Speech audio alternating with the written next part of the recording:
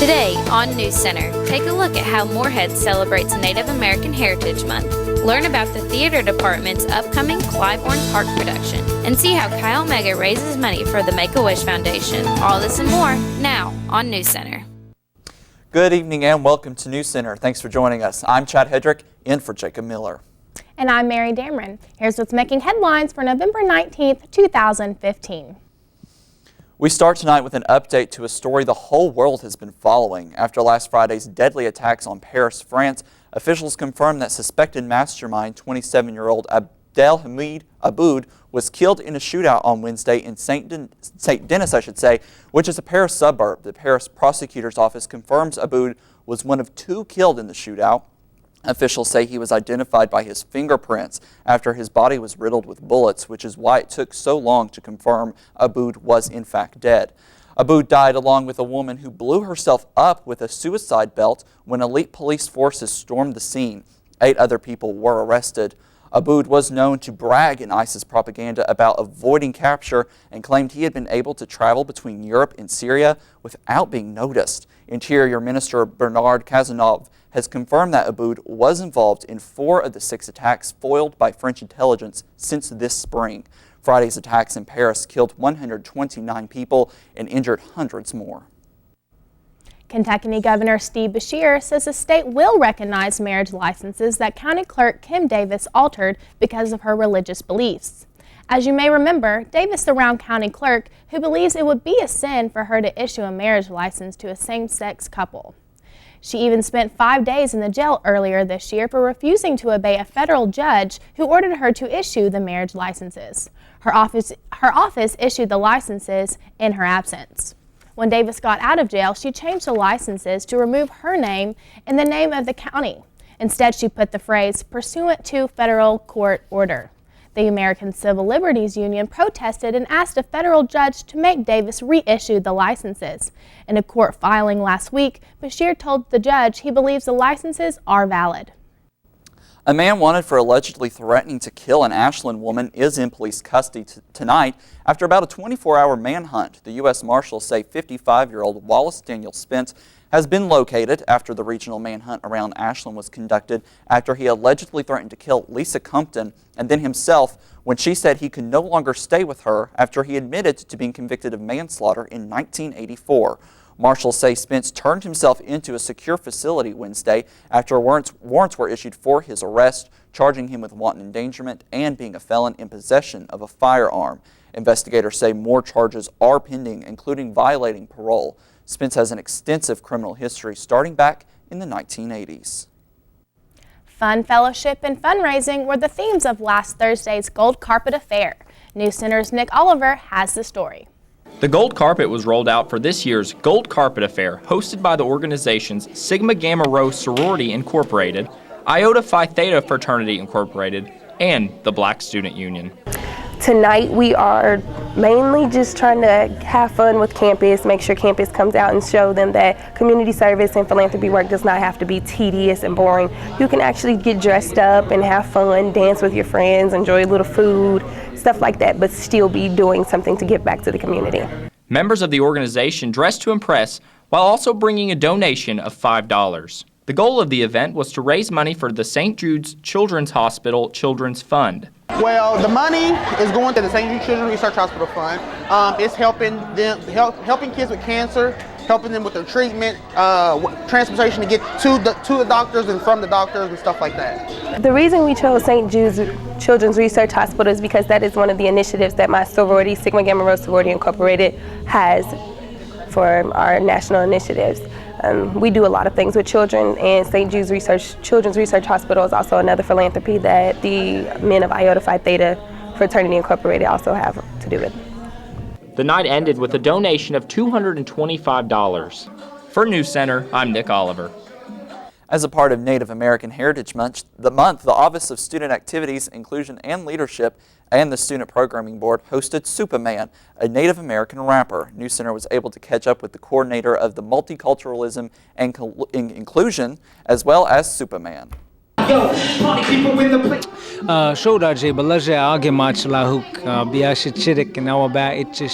name is Christian Parrish, takes the gun, aka Superman.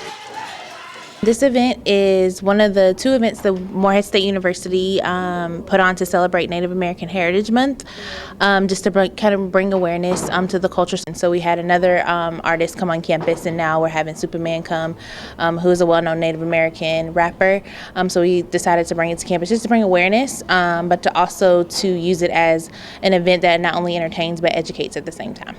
I'm a hip-hop artist as well as a men's fancy dancer, Native American culture, dancing culture, father, husband, and I've been doing hip-hop music for about close to 15 years, believe it or not, and it's positive. I do positive music coming from Montana, the Crow Nation, Upsalaga Nation there.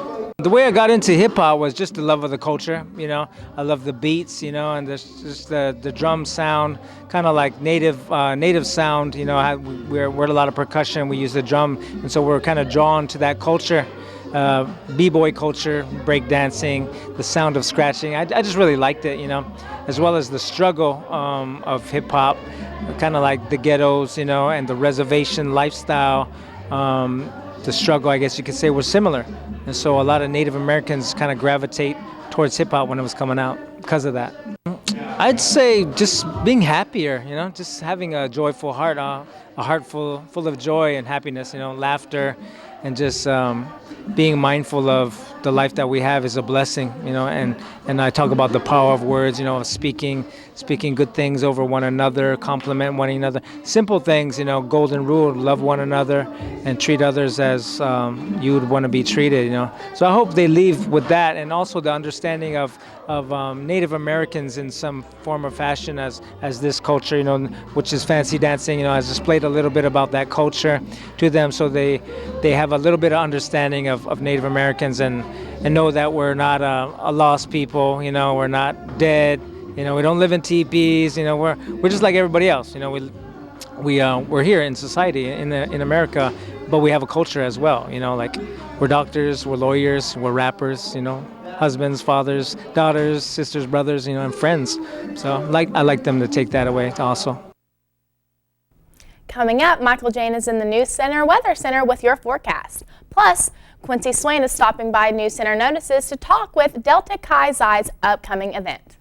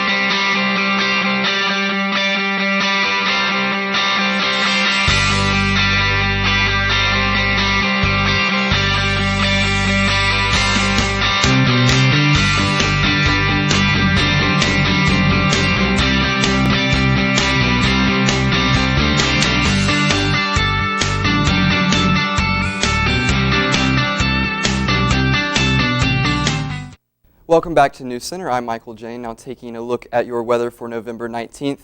Right now in Morehead, it is partly cloudy and 61 degrees, so it feels really nice out. We're having a beautiful day so far. It's not too hot, not too cold. Our record temperatures for this time of the year, we're looking at a record high of 78 back in 1941, followed by our record low of 11 degrees back in 1951. The normal high for this time of the year is 56 degrees, so that's a pretty good temperature, and then the normal low for this time of the year is 34 degrees. Now let's take a look at our temperatures right now, courtesy of WKYT. As you can see in Morehead right now, it is 61 degrees. In Jackson, it is 64 degrees and 66 degrees down in Middlesboro. Taking a look at the west side of the state, it is 58 degrees in Owensboro and 62 down in Bowling Green. So very fair temperatures across most of the state right now. Looking at our radar, As you can see, we have clear skies in the forecast for the state right now. Nothing rolling in right now that's going to affect us within the next 48 hours. We're looking at clear, beautiful skies. Taking a look at our 24-hour planner right now. It is 30 degrees tomorrow at 7 a.m., so on your way to class, make sure that you get your sweater or jacket, followed by 45 at noon. We're going to be topping tomorrow at 49 degrees at 2 p.m., and that is the high, so it's going to be pretty chilly, followed by tomorrow night, we're going to be wrapping up at 36 degrees. And that's all I have for you right now, and I'm going to send it back to the desk with Chad for NewsCenter notices.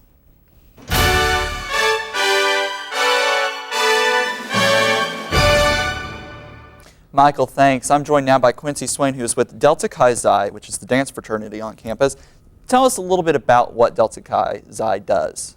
Delta Chi Xi Honorary Dance Fraternity Incorporated is a honorary dance fraternity here on campus, and we do a lot with let's see. I'm sorry. We do a lot with teaching high schools and teaching just spreading our love of dance throughout Moorhead or whoever asks us to come teach. We do mixers. We are actually doing the Dance of Decades actually tomorrow. Yeah, tell me a little bit about what the Dance of the Decades is. The Dance of the Decades, that is a dance marathon that we're putting on tomorrow from 8 p.m. to 8 a.m. at Laughlin Gym. Tickets are $1 for students, $3 for general admission. And the money for that actually goes to the Children's Miracle Network Hospital. So this is a big event that a lot of people are looking forward to. I know that there's going to be different kinds of dances and dance classes taught during this, right? Yes. So tell us a little bit about those. So I'm teaching a jazz class at 9 p.m. tomorrow. But I'm pretty sure that we are going to be doing a free-for-all every other hour. So we'll have a free-for-all from 8 to 9, and then from 9 to 10, I'll be teaching my jazz class. From 10 to 11, we'll be doing a free-for-all. Then from 11 to 12, someone else will come in and teach their class. So do people that participate, do they have to stay from 8 p.m. to 8 a.m., or can they just come and go as they please? They can come and go as they please. We understand that 12 hours of dancing is a long time of dancing. So is this the first time you guys have done something like this, or? Yes, this is our first time doing a dance marathon. So will the Delta Chi Xi members have to be there for the 12 hours, or? Well, we all know that we are very busy and we all have to get our sleep, so we come in whenever it's our shift. It's your shift. So it sounds like a lot of fun. It's, again, November 20th through the 21st, so it starts tomorrow night. Mm-hmm. Will there be like food and other games around, or just straight dancing, right? I think it's straight dancing, but I think because you can come and go as you please, you can come and eat and leave and eat whenever you want. Do they have to purchase tickets in advance, or will they be available at the door? They're also available at the door. All right, so make sure you go out, dance your hearts out from 8 p.m. to 8 a.m. starting tomorrow evening in the Laughlin Gym right here on MSU's campus. Quincy, thank you so much for stopping by. Oh, thank you. When we come back, Michael Jane's going to have an extended look at your forecast, and Kenzie Thompson has a look at Eagle Athletics. Stay with us. It never gets old, huh? Nope. It kind of makes you wanna... Breaking the song? Yup. I love the sunset. I love Eagle Lake. I love the forest. I love when eagles play. I love the campus! And all its lights and sounds. Boom-de-yada, boom-de-yada, boom-de-yada, boom-de-yada. I love philosophy. We love diversity. I love English. And all its weird words. I love the music. And all its melodies. Boom-de-yada, boom-de-yada. Boom-de-yada, boom-de-yada. I love fraternities. I love sororities. I love to draw things. And all the athletes. I love Moorhead. It's such a pretty place. Boom-de-yada, boom-de-yada, boom-de-yada, boom-de-yada, boom-de-yada, boom-de-yada, boom-de-yada, boom-de-yada. Welcome back to NewsCenter. Now taking an extended look at our weather. Currently in Moorhead, it is 61 degrees and partly cloudy. Humidity is at 52%, and the winds are blowing at 7 miles per hour. Another look at our 24-hour planner. Tomorrow at 7 a.m., very chilly temperatures at 30 degrees, followed by noon at 45 degrees. We are topping tomorrow at 49 degrees as our high at 2 p.m. It's going to be a pretty chilly day, 47 at 5, and dropping down to 36 degrees by 11 p.m. Another look at our temperatures, courtesy of WKYT. As you can see, 64 in Jackson, 64 down in Harlan, and 64 in Middlesboro. The other side of the state, we have 59 in Louisville, 58 in Fort Knox, and 62 down in Bowling Green. Another look at our radar, you can see that we have clear, beautiful skies across the state right now. Nothing rolling in that's going to affect us within the next 48 hours. So we're looking at sunny skies tomorrow and a beautiful day. We're going to take a look at our national radar right now. As you can see across the middle of the state, we have clear skies. We do have some snow and rain up in the north and the Pacific Northwest. We also have quite a bit of rain and storms moving off the coast of the Carolinas here, so that's causing some flooding problems, but nothing that's affecting us here in Kentucky right now. Tonight's forecast, we have partly cloudy skies with a low of 34, and the sun is going to set around 5:20 p.m. Tomorrow we have sunny, beautiful skies. The high is going to be 49, so a very cold day. Make sure you grab your sweater or your jacket, and the sun is going to rise at 7:20 a.m. We're going to take a look at our 7-day forecast right now. Tomorrow, Friday, we're looking at a high of 49 degrees, sunny skies, but a chilly day. Saturday, we're looking at some rain rolling in the evening, a high of 45 degrees. Sunday, we have a high of 37, very, very cold temperatures and cloudy skies. Monday, we're going to look at temperatures in the lower 40s, more cold temperatures. Tuesday and Wednesday, we're looking at temperatures in the upper 40s and low 50s with some clouds and rain, but nothing too bad. And Thursday, we are topping out with a beautiful day at 59 degrees and sunny skies. Looks like winter's starting to make its comeback. We had that nice warm spell. I've been hearing snowflakes are Oh, don't in the say forecast. Fall is It's I don't know. I'm a little excited for it. Don't come at me with that. But At least I'm ready. Thanksgiving, Thursday, 59 and sunny. It's going to Yes, be a it's gonna be great great. day Good to day get for- out there. good day for all- Everybody see their families. Exactly. Well, Michael, thank you so much. We're going to send it over to Kenzie Thompson now with a look at all that Eagle athletics. Your home for the Morehead State Eagles, this is NewsCenter Sports. The men's basketball team went 1-1 as they took on Cincinnati Christian and Illinois State this past week. Last Friday, MSU defeated Cincinnati Christian 87-51 with the home court advantage. This game allowed MSU to showcase all of their diverse players as 52 of 87 points came from non-starters. Senior guards Corbin Collins and Brent Arrington contributed well as Collins had 9 points, a team best 8 rebounds, and 6 assists. And Arrington led the way with 14 points in just 20 minutes of the game, while junior transfer Ronnie Beeman came off the bench scoring 12 points for the Eagles. And in his collegiate debut, freshman Malik Maitland handed out 9 assists. On Monday, the Eagles faced a bit of a challenge. After a steady first half, the Eagles trailed the Redbirds of ISU 32-31 at halftime. Starting the second half, the Eagles went on a 19-9 run on the Redbirds to put the score at 50-41, and 10 of those points were scored by junior Xavier Moon, who finished the game with a team high of 19 points. With 5 seconds left in the game, Miguel Disson's three-pointer put the Eagles up 66-65, but on the next possession, the Redbirds broke away with a layup at the buzzer to end the game at 67-66. Although the Eagles couldn't pull through with a win, junior Juwan Marrero nearly finished the game with a double-double for the Eagles as he had 16 points and 8 rebounds. And junior Corbin Collins finished with 11 points and 3 assists. Courtesy of Eagle Vision, we were able to catch up with head coach Sean Woods to learn more. You know, it was a tough game. You know, I'm proud of our guys coming into an environment like this, 7 new guys, and I haven't, you know, I want to know what my team's all about. And they're showing me, especially after tonight's game, how resilient they are. I was really afraid of the rebounding situation because Illinois State's a great offensive rebounding team. They only got 7. We got 18. And they're much bigger than us at the guard spot and the wing spot. And I thought our guys battled. So that was a great testament to our basketball team. You know, we got to go back and fix some things. I thought we had a couple, bonehead plays down the stretch. When we had the lead, we weren't as solid as I wanted to, but losing my point guard, with 5 minutes, 6 minutes to go in the game really hurt us. So now I got to go with someone else. And but for the most part, our guys held, it was a battle. And, the team who had the ball last won, and they had the ball last. And they showed me something today. Now, we can fix some of the things that, that we didn't do well today. But from a hustle and effort standpoint, toughness standpoint, I like what I saw today out of our basketball team. The Eagles traveled to Northern Kentucky this Saturday to face the Norse at 7 p.m. The Lady Eagles opened the season last Friday against Marshall University. Junior guard KK Tate was able to lead the Eagles in her first game. She finished with 31 points, going 11 of 24 from the floor. With 6:35 left to play in the fourth quarter, the Eagles were able to go on a 23-7 run to end the game. Over the final 6 minutes, 6 different Eagles were able to score. MSU also forced 5 turnovers during the run, which made for an exciting finish. The Thundering Herd were able to hold on and win 104-101. Junior guard Aaliyah Wells and sophomore Ariel McKee played a big role for the Eagles, both chipping in 17 points. McKee also had a career best in steals with 7, and she also brought down 8 rebounds. The Lady Eagles will be traveling to Georgia for their next game against Georgia Saturday, November 21st.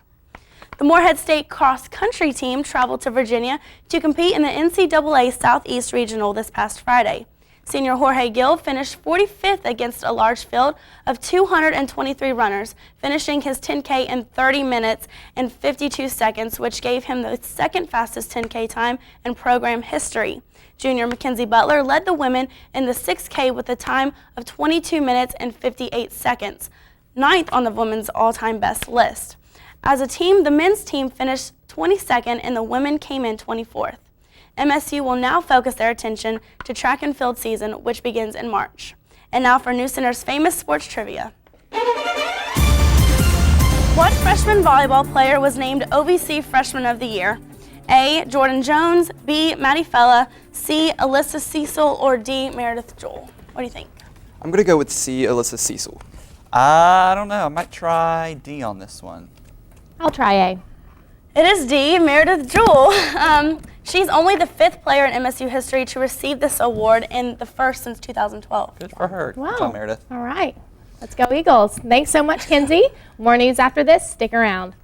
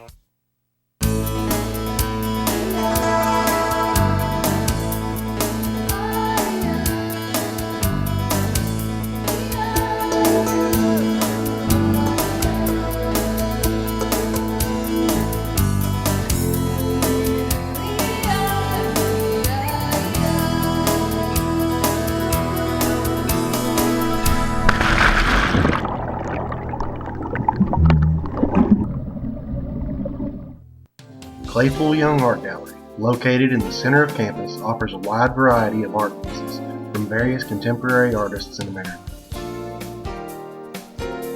Exhibitions rotate approximately once a month and also host art pieces created by Morehead State University students, allowing art majors to experience the learning process of showcasing their art. Claypool Young Art Gallery. Come on over today and be inspired by aspiring MSU artists.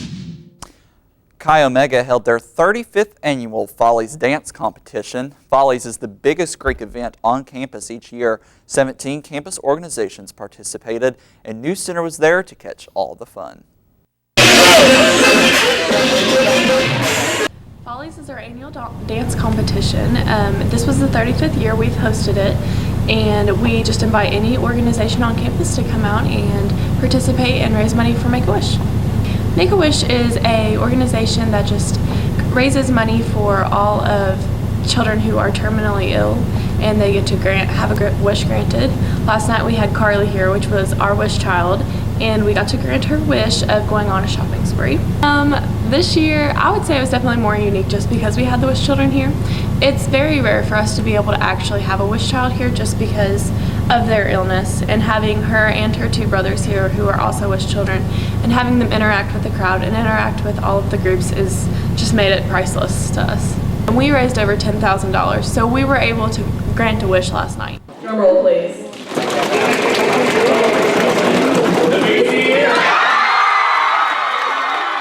Excited. Pretty stoked. I'm kind of surprised. Yeah. there were a lot of good dances this year. Yeah. I think we really like it because it's a good way for us to get involved with Greek organizations and just show them that we have fun, you know, and we just want people, I think it's good to make those relationships and just be able, that they know that the VCM is there. I think we just think this is a great event, and another reason we come back is because we love the cause, and I mean, having Carly and Matthew and Joseph here, it was amazing, because usually the kids are too sick to come. The play Clybourne Park held its opening showing this Tuesday in Breckenridge Hall's Lucille Carter Little Theater. NewsCenter's reporter Jacob Valerio headed downstairs to learn more. Clybourne Park is the unofficial sequel to Raisin in the Sun, written by Lorraine Hansberry, and the play is 2 acts, and each act takes place in a different time. Well, we had auditions like the first couple weeks of school, and the cast list went up. And then we had another show before this show, Moby Dick rehearsed, and a lot of us that are in this cast were in that show. So we had the rehearsals for that in the show, and then right after that show closed on October 11th, we started rehearsals on the 12th. And tonight is our opening night, so we're hoping that we have a good turnout tonight. So we're kind of competing with Follies a little bit tonight, but we're running all week, so that's pretty cool. As soon as one production ends, we usually start the next one. Here's a fun fact. This floor is some of the same planking if anybody out there has seen Moby Dick rehearsed. We had a bunch of platforms with 1x6 planking that was green. This is that same planking taken apart and turned upside down and stained cherry wood. Kentucky State Police were warning all drivers to be aware of the increased dangers posed by deer wandering into the roads during November and December. In 2014, Kentucky recorded almost 3,100 vehicle deer collisions, which is about 128 increase in crashes compared to the 2013 statistics. 3 people were killed and 115 injured. To help you avoid becoming one of those statistics, KSP offers some driving tips for motorists to reduce their chances of hitting a deer, such as being extra cautious in the early morning and evening hours. Deer are most active during these low light periods when motorists see worst and reaction time is slow. KSP also encourages you to stay alert when driving through a known deer crossing zone. If you see one deer, look for more. They often travel in herds. Also, drive at a moderate speed, especially on roads bordering woodlands, parklands, golf courses, and streams. However, remember that many deer crashes occur on busy highways near cities. KSP also suggests you use high beam headlights if there is no oncoming traffic. High beams will reflect in the eyes of deer on your near the roadway, providing increased driver reaction time. KSP also stresses the importance of always wearing your seatbelt. You may have noticed some new police cars driving around campus this semester. The Morehead State Police Department recently purchased 2 new $28,000 custom-designed police cars with the MSU Eagle logo painted on the side. The MSU Police Department began updating their outdated fleet by purchasing 2 custom-painted Dodge Chargers as well as a 3rd unmarked white Charger this semester. The department has also ordered 2 Ford Interceptor SUVs to be added to the fleet. MSU Chief Police Merle Harrison says the current fleet of police cruisers is getting older, with some cruisers being at least 10 years old, and it's time to update them. Chief Harrison says these outdated cruisers will not be going to waste and will be sold off in order to offset the costs. The budget for the cars was funded from a combination of accumulated savings from MSU PD's operating budget along with institutional reserves. The upgrade is expected to cost a total of $138,6,800. That's going to do it for us tonight. Remember, your news is always on MSU's Facebook and Twitter pages. And you can catch every NewsCenter episode on MSUTV.net. On behalf of Michael Jane with weather, Kenzie Thompson with sports, and the entire NewsCenter team, I'm Chad Hedrick. And I'm Mary Dameron. Thanks so much for watching. Have a great evening and happy Thanksgiving. Don't forget, we're back on the last broadcast of the season, December 3rd. All right, we'll see you then, guys. Have a great Thanksgiving to you, Mary. Bye.